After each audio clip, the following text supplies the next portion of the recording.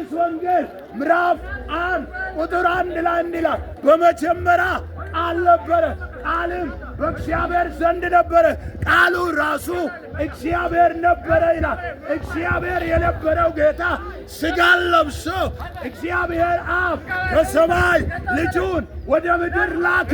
ወደ ምድር የተላከበት ትልቁ አጀንዳው እኔና አንተን ከእግዚአብሔር መንግሥት ጋር ሊያስታርቀን፣ እነሆ የእግዚአብሔር መንግሥት ቀርባለች፣ እነሆ የእግዚአብሔር መንግሥት ቀርባለች፣ ንስሐ እንግባ፣ ወደ እግዚአብሔር እንመለስ።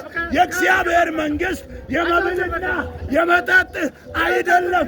የእግዚአብሔር መንግሥት የሰላምና የደስታ፣ የእግዚአብሔር መንግሥት ሰው ሁሉ በአንድነት የሚኖርበት፣ ሰላም የተሞላ ከዚህ ከምድራዊ ጭንቀት የምንገላገልበት ነው። ወገኔ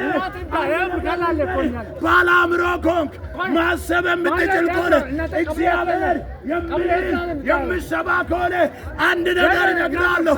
ኢየሱስ እውነትና መንገድ